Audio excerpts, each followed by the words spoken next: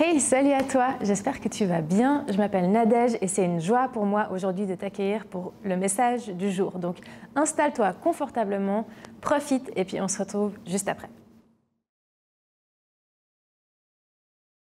Je sais pas, est-ce qu'il y a des gens ici qui sont bons avec les dates? C'est des gens qui se souviennent des dates, la date de tous les anniversaires autour de toi, tous les journées importantes, tout ça. Je suis vraiment pas bon avec les dates. Est-ce qu'il y en a qui sont bons avec les dates? Vous pouvez lever la main?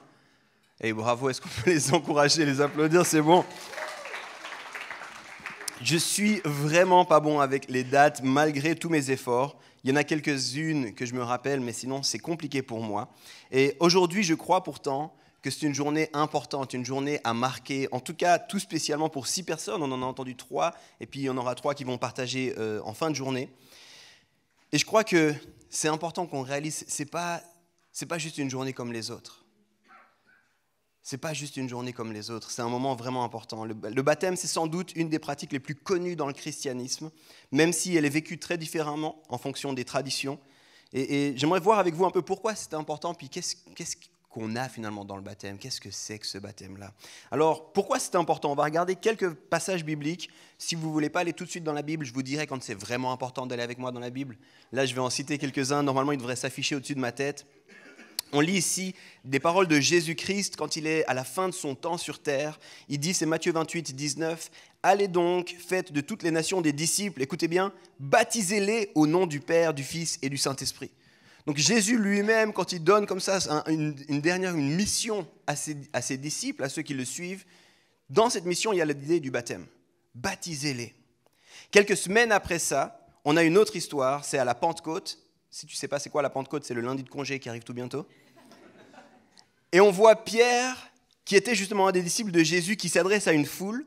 Puis je prends ici juste quelques bouts de son discours qui ont à peu près vers la fin du discours. On est dans Actes au chapitre 2, puis je lis à partir du verset 36. C'est donc Pierre qui parle. « Que toute la communauté d'Israël sache donc avec certitude que Dieu a fait Seigneur et Messie ce Jésus que vous avez crucifié. » On est quelques semaines après les paroles de Jésus.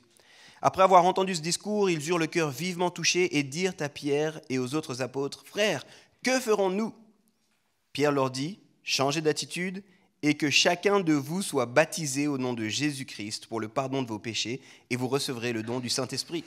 En effet, la promesse est pour vous, pour vos enfants et pour tous ceux qui sont au loin, en aussi grand nombre que le Seigneur notre Dieu les appellera. » Encore une fois, quelques semaines après, on voit un gars qui suivait Jésus, puis quand il parle de Jésus, on lui demande qu'est-ce qu'on doit faire, et dans sa réponse, tout de suite, changez de comportement, faites-vous baptiser. Alors, on lit ça, puis on peut comprendre pourquoi on se fait baptiser aujourd'hui. Mais en vrai, ça fait des centaines, et voire des milliers d'années que les théologiens débattent. Ok, on voit que c'est là, c'est difficile de ne pas le lire, de ne pas le voir, mais est-ce que le baptême est vraiment nécessaire? Est-ce que vraiment tout le monde doit le faire? Est-ce que c'est simplement une recommandation? Une bonne idée? Est-ce que ça faisait du sens à l'époque et puis ça n'en fait plus aujourd'hui? Et puis quand et comment le faire? Je vous ai dit, en fonction des traditions, il y a plein de manières de vivre aujourd'hui le même mot, le baptême. Alors comment le faire? Et en fait, si vous lisez dans la Bible, tout le livre des Actes, qui est un livre historique, on vient de lire quelques versets, vous allez surtout voir des gens qui se font baptiser. Puis des contextes un peu différents, dans des histoires un peu différentes, mais vous allez voir des gens qui régulièrement se font baptiser. Et celui qui va en parler un peu plus dans le reste du Nouveau Testament, il s'appelle Paul, et puis c'est sur lui qu'on va s'arrêter. Lui, il détaille un petit peu plus, et régulièrement, il revient sur cette notion du baptême.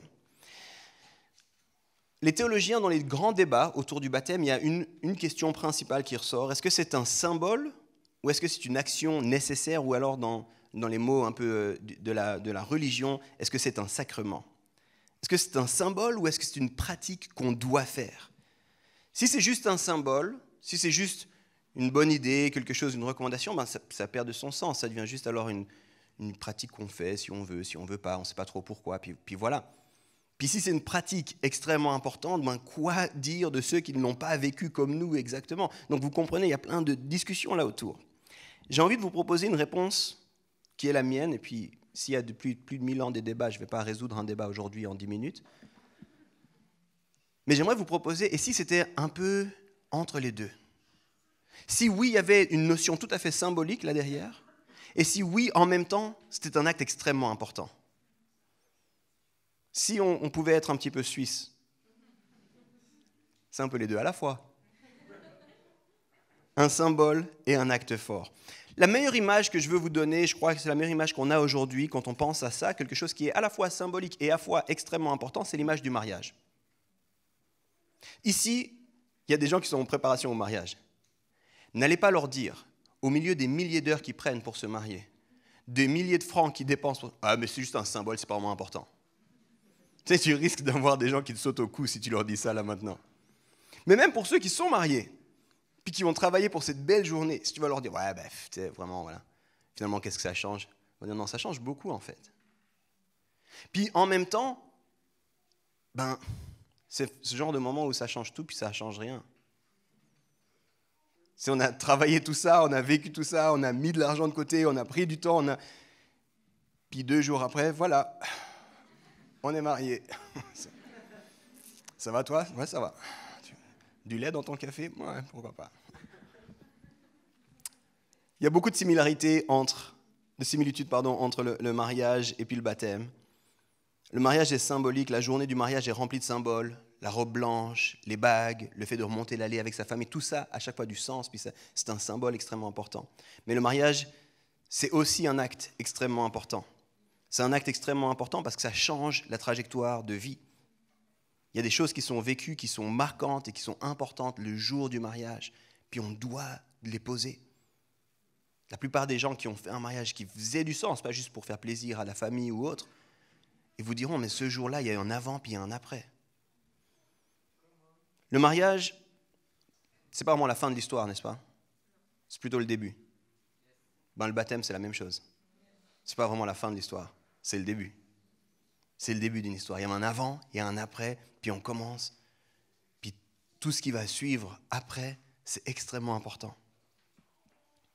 Donc c'est symbolique, oui, mais c'est aussi un acte profondément important. Alors on va regarder un petit peu ensemble maintenant qu'est-ce que c'est que ce baptême, qu'est-ce qu'il symbolise, qu'est-ce qu'il signifie. On pourrait poser la question comme ça, finalement, qu'est-ce qui va se passer dans l'eau? Je ne sais pas s'il y en a qui ont déjà vu des baptêmes, mais si des anthropologues ont juste des images, c'est comme des vidéos sans le son, des années plus tard, ils vont dire, on ne sait pas s'ils jouaient dans l'eau. On sait qu'ils étaient réunis, ça semblait un moment important. Subitement, quelqu'un est allé sous l'eau, est revenu. Les gens ont applaudi. On ne sait pas trop. Qu'est-ce que ça veut dire? Qu'est-ce qui se passe dans l'eau? Alors, on va lire maintenant Paul. Je vous encourage cette fois-ci, si vous avez une Bible, à venir avec moi. On va aller dans Colossiens au chapitre 2 et on va lire les versets 9 à 15. Paul, c'est donc un des gars qui a suivi Jésus. Il n'était pas du vivant de Jésus, un disciple, mais rapidement après, il s'est mis à suivre Jésus-Christ, suivre son enseignement. Et puis, c'est quelqu'un qui a énormément voyagé. Et puis, suite à ces voyages, il a écrit beaucoup de lettres. 2/3 à peu près du Nouveau Testament dans la Bible sont en fait des lettres de Paul, justement. Et Colossiens, c'est Paul qui s'adresse aux chrétiens qui sont dans cette région-là, et puis qui leur envoie différentes recommandations. On sait aussi qu'il y avait une part de réponse à des questions qu'ils avaient. On sait aussi qu'il y avait une part justement d'enseigner, de poser des bonnes bases, parce qu'il était allé un petit moment là-bas, il n'était pas forcément resté longtemps. On va lire Colossiens 2, les versets 9 à 15. En effet, c'est en lui, il parle ici de Jésus-Christ, c'est en lui qu'habite corporellement toute la plénitude de la divinité.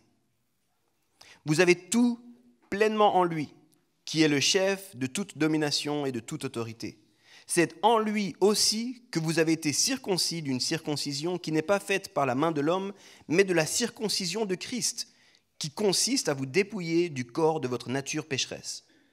Vous avez en effet été ensevelis avec lui par le baptême, et vous êtes aussi ressuscités en lui et avec lui par la foi en la puissance du Dieu qui l'a ressuscité. Vous qui étiez morts en raison de vos fautes et de l'incirconcision de votre corps, il vous a rendus à la vie avec lui.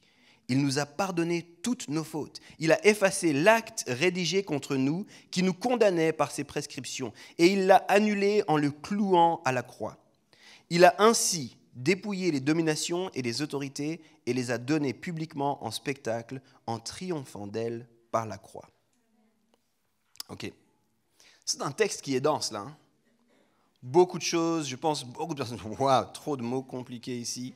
Qu'est-ce qu'ils veulent dire ensemble? Est-ce que c'est un livre de philosophie? Paul est des fois comme ça un peu complexe. Des fois c'est très cash, très direct, puis des fois c'est assez dense, il faut un peu étudier. J'ai essayé de le lire calmement. Paul ici nous parle de Jésus-Christ, puis il nous parle de ce que Jésus-Christ a fait. Et au milieu de ce qu'il dit, de ce que Jésus-Christ a fait, il dit, il y a toute une série de ces choses qui sont accessibles pour vous au travers du baptême. Au travers du baptême, il y a toute une série de ces choses-là qui sont disponibles pour vous. En fait, c'est intéressant, et puis je ne vais pas avoir le temps d'aller dans tous les détails, mais dans les 2 passages que j'ai lus au départ, il est question de se baptiser, oui, dans l'eau, mais il est question de se baptiser au nom de Jésus-Christ, ou au nom du Père, du Fils et du Saint-Esprit. Et en fait, quand vous étudiez ce texte-là, c'est que l'idée du baptême, dès Jésus, déjà, quand il en parle, ce n'est pas simplement aller dans l'eau puis ressortir, mais c'est aller vous baptiser en Dieu, dans le Seigneur. Et en fait, il y a cette idée d'être en union avec Dieu, au cœur du baptême. Et là, Paul, c'est exactement ça qu'il reprend. Les amis, ce que Jésus-Christ a fait à la croix, il va l'expliquer, puis il dit, ça vous est disponible en lui. Pour tous ceux qui ont pris des notes, allez regarder le nombre de fois qu'il dit « en lui », en Jésus-Christ. Quand tu es baptisé dans le nom de Jésus, il se passe plusieurs choses. Et j'aimerais ici en souligner 3 avec vous. 2 qui sont directement issus de ce texte, puis une 3e qu'on ira lire dans un autre texte de Paul. Tout d'abord, la première des choses que je veux souligner pour toi, au travers du baptême, il y a une nouvelle identité. Une nouvelle identité. Au départ du texte que je viens de lire, on nous dit « Jésus était pleinement Dieu ». C'est ça qu'il nous dit. Paul, il dit, vous avez entendu parler de Jésus, là, ce gars qui se baladait, qui tout ça, qu'on a crucifié, vous avez entendu. Mais en lui, il y avait pleinement Dieu. Il était tout à fait Dieu. Rien que là, c'est un peu choquant. Surtout quand on pense le contexte de ceux qui avaient, qu'est-ce que ça voulait dire Dieu, puis le fait que Dieu puisse être dans un être humain, c'est très très bizarre. Mais juste après, il continue en disant, vous avez pleinement accès à lui. Et ça, c'est le verset 10. Vous avez tout pleinement en lui. Et ça doit être tout autant, si pas plus choquant. Attends, moi, j'ai accès à tout ça. Attends, moi, je suis qui, moi je suis petit, on a entendu rien qui ça. Je ne suis pas digne, je ne suis pas capable, je suis trop petit. Puis il dit, non, au travers, et ce qu'il a fait là, toi, tu as accès à tout ça. Et ça commence par être vraiment, lui était vraiment Dieu, puis au travers de ce qu'il a fait, puis au travers de cette identification, au travers du baptême, tu as accès à tout ça. Tu as des nouvelles ressources. En lui. Dans le baptême, il y a une nouvelle identité parce que dans le baptême, il y a cette notion d'union avec Dieu. Encore une fois, permettez-moi l'analogie, mais au moment du mariage, il y a quelque chose qui se passe. 2 ne font plus qu'un. Alors on a bien conscience qu'il y a toujours 2 individus, la personne n'est dupe. Mais on est vraiment d'accord de dire, les 2 deviennent, il y a comme une nouvelle identité qui naît au travers d'un mariage. D'un coup, vous voyez, puis vous savez que, pour mon exemple à moi, qui suis marié à l'incroyable Janet, quand vous parlez à Yves, il y a Janet qui est dans l'histoire. Vous ne pouvez pas vraiment l'enlever de moi. Puis quand vous parlez à Janet, il y a Yves qui est dans l'histoire. Vous ne pouvez pas vraiment m'enlever d'elle. Ben là, c'est la même chose qui nous est dit. Vous êtes baptisés dans l'union avec lui, vous avez pleinement accès, c'est-à-dire que votre identité est nouvelle. Bien sûr, on est toujours nous. Encore une fois, on n'est pas dupes. Vous êtes toujours vous, mais vous n'êtes pas simplement vous, vous êtes vous en lui. Et ça fait toute la différence. Et cette nouvelle identité, elle est rendue possible parce que nous aussi, on se dépouille de notre ancienne nature. Ça, c'est le verset suivant, le verset 11. Il y a des gens qui sont mariés ici. Si vous êtes mariés, levez la main, n'ayez pas honte. Si vous avez honte, on priera pour vous. Est-ce que parmi les mariés, les non-mariés, vous n'avez pas le droit de répondre? Vous êtes d'accord que ça demande du travail, le mariage? Ok. Mais dis-lui. Ça demande du travail, le mariage, parce que c'est une chose de dire oui, je le veux, devant tout le monde, devant les témoins, quand tout va bien, mais c'est une autre chose de vivre, oui, je le veux tous les jours. Puis une de ces autres choses, c'est d'accepter d'en finir avec notre égoïsme, d'accepter d'en finir avec notre ancienne manière de faire. Mais il y a une similitude ici. Et oui, je le veux, c'est-à-dire je veux cette nouvelle identité. Mais en même temps que je peux la revêtir, cette nouvelle identité, je dois me dévêtir de l'ancienne identité.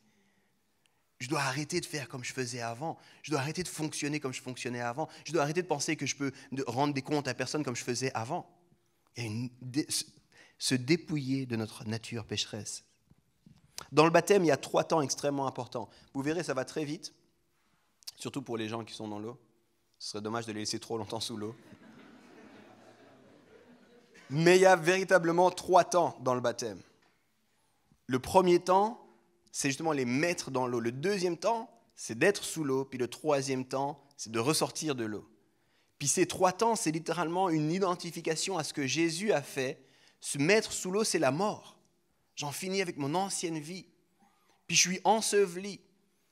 Baptizo en grec, c'est immersion. Je suis enseveli. C'est complètement terminé cette histoire-là. Tout comme Jésus a été enseveli. Lui a fait 3 jours, on ne va pas faire 3 jours aujourd'hui, vous n'en faites pas. Puis après, je ressors, et ça, c'est la résurrection. Il y a une résurrection, il y a une nouvelle vie. Et je crois que c'est vraiment important de comprendre cette notion de nouvelle identité. J'en finis avec une ancienne identité, je commence avec une nouvelle identité. Le baptême, c'est vraiment une façon de le dire. J'en finis de ma vie sans Dieu. On a entendu, n'est-ce pas, Annette qui le disait très bien. J'en finis de ma vie sans Dieu et je commence à nouveau une vie, mais avec lui. Il y a un avant et un après. Je vous disais au début, c'est un jour qui change tout. Un jour où tout change. La plupart d'entre nous ici, on va repartir et puis on ne se souviendra plus vraiment de cette date. Mais c'est marrant, il y a quelques années de ça, il y a un groupe ici qui se sont fait baptiser exactement comme aujourd'hui. Et puis, mais je crois que c'était 2 ou 3 ans après. Je dis, vous faites quoi aujourd'hui? Je demande à une des filles, vous faites quoi? Tu fais quoi ce soir? Elle m'a dit, ce soir, c'est ce soir, enfin. Puis je dis, ce soir, c'est dimanche soir. Il y a les terrasses. Puis là, c'est mon anniversaire de baptême. On va se voir avec les autres, on s'est baptisés, on a pris cette tradition de prendre le temps ensemble, de célébrer, on va au restaurant. Excuse-moi, pour moi, c'est une journée comme les autres, mais pour toi, c'est un jour très important. C'est beau. Et il y a quelque chose de vraiment beau, puis je termine avec ça pour ce premier point. La plupart des gens, quand tu te demandes comment est-ce que tu te définis, parle-moi de toi, qui es-tu? La plupart des gens, moi y compris, on se définit par rapport à notre passé. Voilà mon parcours, voilà ce que j'ai accompli, voilà ce que j'ai fait, voilà certaines erreurs que j'aurais voulu éviter de faire, puis ça dit qui je suis. Mais quand tu obtiens cette nouvelle identité, il y a quelque chose de magnifique. Ce n'est pas tes réussites, ce n'est pas tes échecs, ce n'est pas là où tu te sens capable ou pas capable, ce n'est pas ce que tu as fait dont tu es fier ou moins fier. Le baptême, c'est une nouvelle identité, un nouveau départ, et tu peux te définir en lui. Et je peux me définir en lui, en fait. À partir de maintenant, mais qui je suis, regarde à Christ. Je vais tendre à ça. C'est mon nouvel idéal. Puis il y a des choses que j'ai faites dans le passé, mais ça, c'est derrière moi. Je les ai laissées dans l'eau, ces choses-là. Ça ne me définit plus maintenant. J'ai une nouvelle identité. Vous êtes toujours là? Alors, on passe au deuxième point. Si vous n'étiez pas là, je m'arrêterai. Bon. Une nouvelle identité, premier point. Deuxième point, une nouvelle liberté. Il y a une nouvelle liberté. J'ai envie de lire avec vous les versets 13 à 15, 3 versets simplement. Tellement important. Je relis simplement ce qu'on a lu avant. Vous qui étiez morts en raison de vos fautes et de l'incirconcision de votre corps, il vous a rendus à la vie avec lui. Il nous a pardonné toutes nos fautes. Il a effacé l'acte rédigé contre nous qui nous condamnait par ses prescriptions et il l'a annulé en le clouant à la croix. Il a ainsi dépouillé les dominations et les autorités et les a données publiquement en spectacle en triomphant d'elles par la croix. Qui dit nouvelle identité dit aussi nouvelle liberté. Et ici, la liberté dont Paul parle est une liberté radicale. L'image qui nous est proposée par Paul, c'est une image, on n'est plus forcément conscient de ça, c'est une image en fait des prisons du 1er siècle. Personne n'a pu visiter ces prisons, ou peut-être des sites historiques, mais à l'époque, quand on vous mettait en prison, la sentence qui allait avec était inscrite au-dessus de la porte de la prison. Et puis il y avait ce que vous avez fait, et puis la sentence qui allait avec. Puis c'était inscrit là. Puis c'était vraiment connu, puis il y avait vraiment toute une histoire par rapport aux dettes. Puis si vous alliez dans les prisons de l'époque, vous pouviez voir tel et tel, voilà ce qu'il a fait. Donc maintenant, ça c'est son histoire, voilà ses dettes. Il a perdu son fils est allé en esclavage à cause de cette histoire-là, puis ça ne suffit pas, il y aura encore ça. Et en fait, Paul est en train de reprendre cette image, parce que pensez-y, il écrit à des gens dans ce contexte-là. Puis il reprend cette image qui était vraiment connue pour les gens de l'époque, puis il leur dit, voilà ce qui s'est passé. Au travers de la croix, Christ a annulé tout ce qui t'enfermait. tout ce qui te limitait, tout ce qui te laissait en prison, tout ce qui était écrit au-dessus de ta porte de prison, c'est terminé. Les portes sont ouvertes. Il y a une nouvelle liberté qui est là pour toi. Oui, une nouvelle identité, c'est bien. Mais un espace, un champ d'expression pour cette liberté. C'est magnifique de penser à ça. Je ne sais pas si tu y penses déjà un petit peu. Oui, imagine, tout change pour toi, mais tu restes enfermé. Ok, c'est sympa. J'ai quelques mètres carrés pour exprimer ça, bon, mais je ne suis plus le même. Mais là, ce qui est littéralement dit, c'est tout a été payé à ta place. Tu n'es plus le même, maintenant vas-y, vis. Vas-y, vis. Voilà les libertés qui est là pour toi. Les portes s'ouvrent, tu peux y aller. Je crois que vous ne comprenez pas alors. Vous ne réagissez pas assez, c'est pour ça. Laissez-moi vous expliquer un peu plus cette idée-là. Parce qu'en fait, ce qui se passe ici, c'est profondément l'opposé de tout ce qu'on peut appeler la religiosité, les amis. Non, vous n'avez pas compris. La religiosité, l'esprit religieux, la religiosité, voilà ce qu'elle nous dit. Elle nous dit, voilà les choses que tu dois faire, voilà les choses que tu dois accomplir, voilà les choses que tu dois réussir, puis si tu fais ça, puis si tu es assez bon, peut-être que le divin sera gentil puis te regardera. Ça, c'est la religiosité. Efforce-toi, vas-y, il y a plus, tu n'es pas capable, tu n'es pas digne, tu devrais faire autrement, tu devrais t'en vouloir. Ça, c'est la religiosité. Puis là, littéralement, ce que Paul dit, au travers de cette histoire de baptême, les amis, vous reconnaissez ce que Christ a fait à la croix. Et du coup, tout ce qui vous accusait, tout ce qui vous limitait, tout ce qui vous enfermait, c'est terminé. Allez-y, vivez. C'est ça que Paul est en train de dire.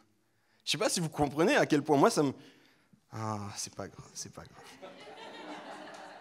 Voilà ce que l'Évangile est en train de nous dire. Dieu qui s'est fait chair, Dieu qui est venu, qui s'est incarné en Jésus-Christ, ça c'était le verset 9.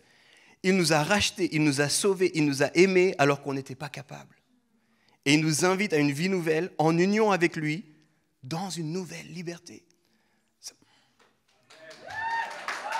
Non, c'est trop tard. Quand j'entends des trucs comme ça, je ne peux pas rester. Je dis là, mais attendez, quelle folie. Quelle folie! Alors, je ne sais pas pour vous, mais moi, je sais mon passé, je sais mon histoire. Je sais qu'il n'y a personne qui n'aurait rien pu faire par rapport à mon histoire, de savoir que lui a tout fait pour moi. Personnellement, vous savez, je ne suis pas très fan d'une expression qui est courante dans les églises. Une expression qui dit, mais tu sais, on est tous pécheurs. Ou alors, je suis un pécheur sauvé par grâce. Ça sonne vraiment théologiquement bien. Moi, je ne suis pas fan de cette expression. Je comprends le cœur, je comprends l'idée de cette expression. Mais la Bible n'en parle jamais comme ça. La Bible ne parle jamais de ceux qui suivent Jésus comme des pécheurs. Je ne sais pas si tu savais ça. La Bible, elle ne dit jamais ça. Alors oui, on pêche. Mais ce n'est plus ton identité. Et ça, c'est extrêmement important que tu le comprennes. La Bible, quand elle parle des chrétiens, d'ailleurs, elle utilise très très peu le terme chrétien, il apparaît vraiment moins de 5 fois dans la Bible. Donc, c'est pas ça. Le terme qui est utilisé pour ceux qui sont en Christ, c'est saints, en Christ, dans le Seigneur, une assemblée de prêtres, ceux sans défaut, ceux mis à part, ceux adoptés, fils et filles de lignée royale. Je pensais que ça allait en réjouir au moins un. Ça, c'est ce que la Bible dit de ta nouvelle identité, de ta nouvelle liberté. Alors oui, je pêche encore, mais je suis vu juste au travers de ce que Jésus a fait pour moi. Et au travers du baptême, moi, je m'identifie à ça. Puis Seigneur, moi, je ne suis pas capable par moi-même, mais si tu l'as fait pour moi, je veux vivre à partir de cette réalité-là.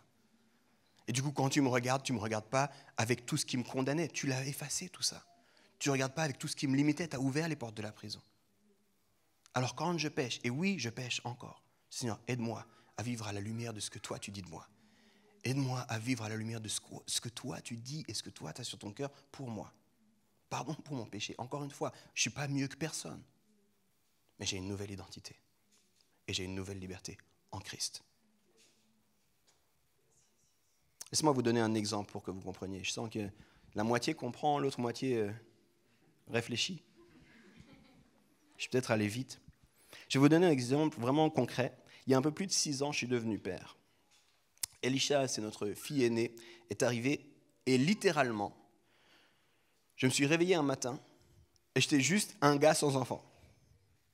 Et le soir, je me suis couché et j'étais un père. Maintenant, Il y en a certains, je vois Mathieu ici. Il y en a certains, ils comprennent, c'est très frais cette histoire-là. Tout en moi se sentait profondément incapable d'être un père. À chaque fois que j'avais ma fille dans les bras, j'étais là, I don't know what to do with that. Je sais. Et au début, on était à l'hôpital. Et à l'hôpital, je me sentais assez confiant. Non, c'est bon, je vais m'en occuper, je la change, ne vous en faites pas. C'est bon.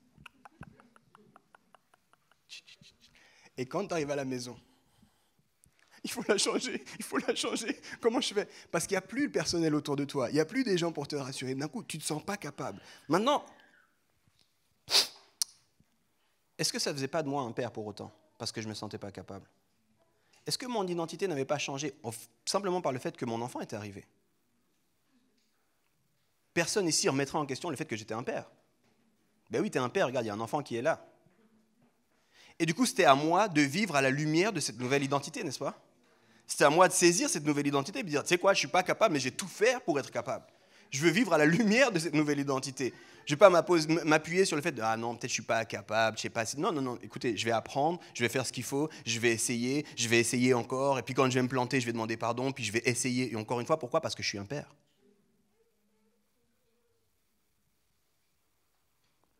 Je crois que c'est un peu la même chose dans la foi.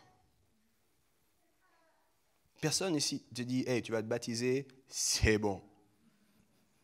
You're the big shot. Non. C'est pas bon. C'est que le début. Mais tu as une nouvelle identité. Et maintenant, vis à la lumière de cette nouvelle identité. Puis quand tu te plantes, lève-toi encore. Essaye encore. Puis quand tu fais du mal, demande pardon. Puis garde cette nouvelle identité. Ton statut a changé. Je crois que je ne vous l'ai pas encore donné d'ailleurs, mais le titre de mon message, c'est justement ça. Le jour où tout change. J'aimerais finir en te partageant, sans le détailler, mais une dernière facette. Il y en a plein de facettes du baptême. Je disais, c'est toujours un peu l'enjeu. On a 2 services de baptême par année ici. C'est lié à la saison simplement parce qu'on fait les baptêmes au lac. Donc, il y avait des motivés en décembre. Perso, j'étais moins motivé. Je leur disais, on attend quelques mois, si ça ne vous dérange pas. Mais du coup, ça fait que chaque année, quasiment 2 fois par année, on prêche sur le baptême. Donc il y a plein de choses. Là, j'en sors 3 aujourd'hui, puis il y a d'autres choses. Puis je me réjouis que, notamment les baptisés, mais ceux qui sont intéressés sur le sujet, vous continuez à creuser le sujet. Mais j'aimerais ici donner une dernière facette, je crois, extrêmement importante du baptême. Et notamment, pourquoi le vivre en communauté? Pourquoi le vivre de cette façon-là? Pourquoi le vivre entouré de nos proches, de notre famille spirituelle? On va lire cette fois-ci, c'est dans Galates. C'est une autre lettre de Paul, c'est le même auteur, mais c'est un autre groupe de chrétiens. Et juste pour le contexte, un tout petit peu, Galates, il y avait une dispute dans Galates entre 2 groupes.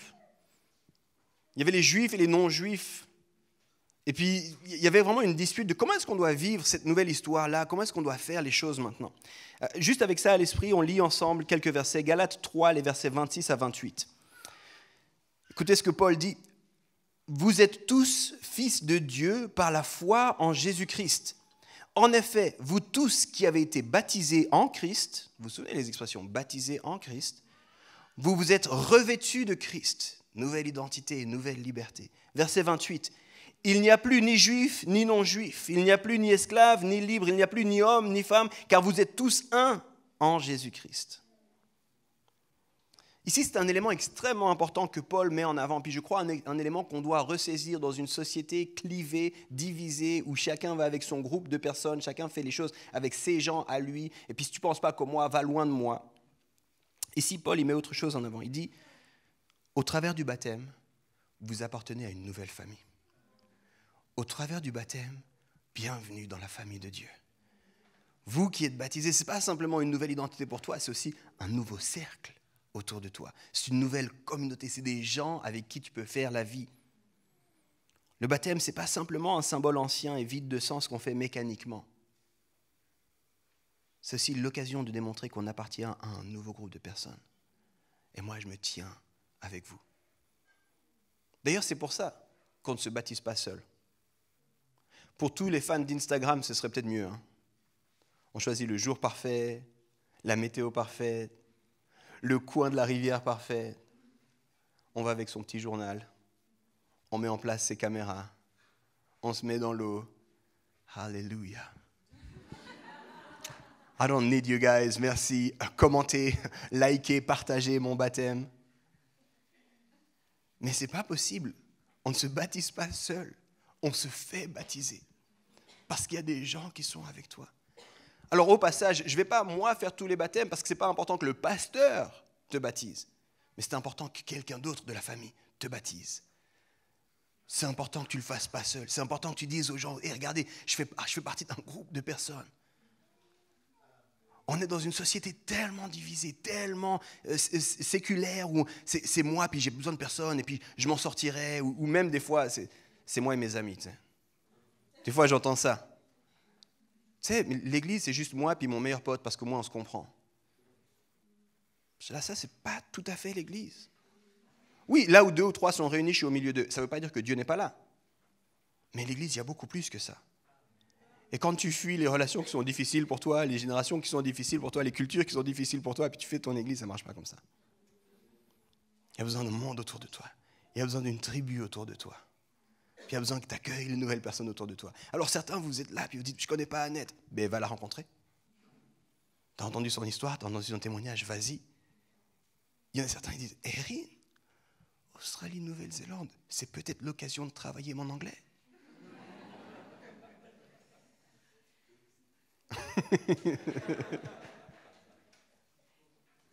Cédric, quand il parlait de son histoire, il a dit rupture, des difficultés, je ne savais pas, quelque chose dans ma vie. Oui, j'avais grandi avec la foi, mais il y avait des choses difficiles. C'est quoi ces choses difficiles? Parce que peut-être tu t'identifies à ça en ce moment. Peut-être que toi aussi tu dis, c'était difficile, j'ai des questions, c'était quoi le type de questions que toi tu avais? Bienvenue dans la famille, bienvenue à l'église. Donc le baptême, 3 choses qu'on a vues. Nouvelle identité, nouvelle liberté, nouvelle famille. Je vais terminer maintenant, puis juste donner quelques mots pour ceux qui ne sont pas baptisés, ne pensent pas se faire baptiser, ne veulent pas se faire baptiser, puis la louange, je vais revenir parce qu'on va chanter de nouveau après. Pour toutes ces personnes qui sont là, simplement en visite, merci infiniment d'être là. Merci de nous donner le temps aussi de nous écouter, donner un peu de crédit. Alors je sais que tu es là pour la personne qui se fait baptiser, c'est cool. Mais je vais te dire merci. Tu aurais pu aussi trouver une excuse, être à un brunch ou être sur une terrasse, puis dire je viens juste au lac. Merci d'être là. Merci de nous tolérer dans ta vie, dans tes oreilles pendant quelques minutes. Puis j'ai envie de te dire aussi, je ne connais pas ni ton parcours, ni où tu en es avec Christ, puis j'ai parlé beaucoup du baptême. Puis je veux vraiment que tu te sentes ni mis à part, ni pressé. Mon but, ce n'est pas de dire tu dois te faire baptiser. Puis si tu ne te fais pas baptiser, il y a un problème. Non, pas du tout. Mon but, ce n'est pas non plus que tu dises c'est bien pour eux, moi, ce n'est pas mon cas. Non, pas du tout. Mon but, c'est que tu comprennes que le baptême, c'est un acte bien plus important que juste un moment où on saute dans l'eau. Qu'il y a beaucoup de choses qui se passent. Puis que si la personne t'a invité, c'est que c'était important pour elle. Puis j'essaie de te donner un petit peu d'éléments de pourquoi c'est important. Certains, vous vous êtes fait baptiser quand vous étiez jeune. Puis je tiens à vous le dire, je crois que c'est vraiment une belle chose. Vous savez, en tant que parents, dans notre contexte, dans notre compréhension des choses, dans notre tradition, on présente les enfants. On présente les enfants à Dieu. Seigneur, merci pour les enfants que tu nous as donnés. On a besoin de ton aide pour éduquer ces enfants. On a besoin de ton aide dans ce rôle de parents. Puis on veut que ton regard soit sur eux. Puis on veut que tu nous équipes. Puis on veut dire à ces enfants, il y a une famille qui les entoure. Puis on ne les baptise pas. Parce qu'on a envie de leur laisser le choix plus grand, de reconnaître Jésus ou pas. Mais je crois que beaucoup, si pas tous les gens que j'ai connus qui ont baptisé leurs enfants, mes parents m'ont baptisé enfant. Et puis ils n'ont pas baptisé ma petite sœur. Parce que leur compréhension a évolué.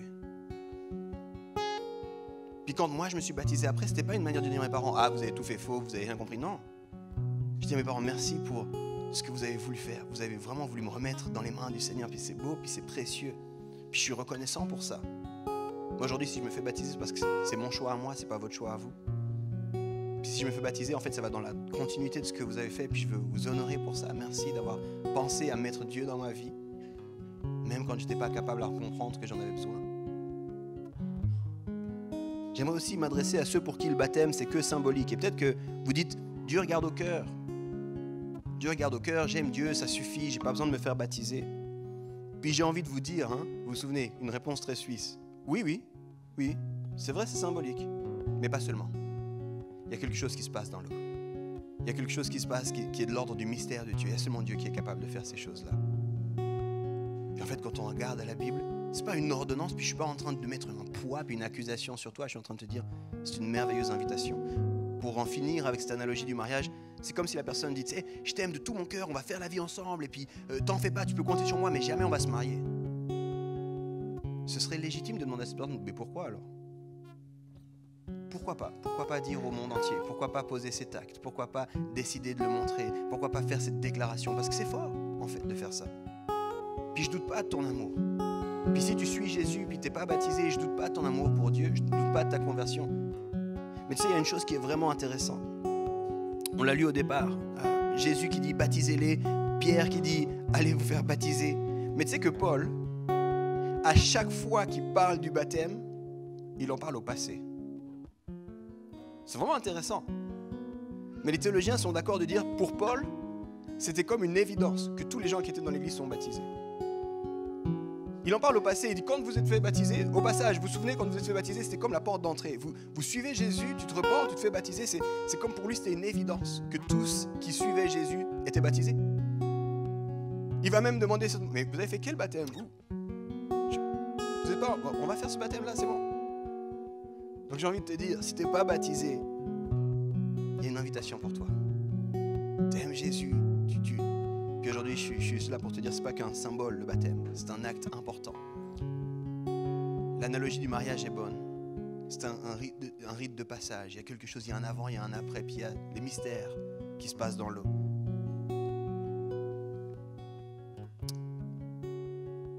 Et puis, je vais m'adresser pour finir à une troisième catégorie de personnes. C'est des gens qui disent peut-être, je sais Yves, je sais. Je soupire après le fait de me faire baptiser, mais je suis juste pas prêt. Je suis juste pas prêt pour le moment. Repense à cette réalité de la parenté. Repense à cet exemple du mariage. On ne se baptise pas parce qu'on a compris tous les mystères de la Bible. On ne se baptise pas parce qu'on est ceinture noire de prière. On se baptise pour dire, j'ai besoin de toi, Seigneur. C'est juste le point de départ, je me reconnais, j'en finis avec ma vie seule, et puis tu sais quoi, je veux vivre là-dedans. Et devine quoi, c'est pour ça qu'on l'appelle nouvelle naissance. Tu seras juste un bébé. Nouvelle naissance. Et on ne s'attend pas à ce que tu sois expert de rien. Mais tu vas cheminer, puis on sera là pour cheminer avec toi. Le jour où tout change. J'aimerais simplement terminer en priant avec vous. Et avant ça, il y a cette citation de Ellis Potter, qui est pasteur, conférencier et auteur, qui dit la chose suivante, je trouve tellement beau. Être sauvé, c'est être né de nouveau. Passer d'un être mort, centré sur lui-même, à un être vivant, centré sur autrui. C'est se détourner de notre réalité brisée et commencer un chemin vers la restauration. Recevoir la plénitude de la restauration et cheminer vers cette restauration. Je vous invite à prier avec moi. Seigneur, merci pour les 6... Trop bien, merci d'avoir été avec nous. J'espère vraiment que ce message, il t'a parlé, il t'a encouragé ou il t'a donné soif d'aller plus loin. En tout cas, n'hésite pas, sur notre chaîne YouTube, il y a tout un tas d'autres séries, d'autres thématiques qui sont là pour te servir, qui sont des ressources hyper utiles pour toi. Et puis moi, je te dis à une prochaine.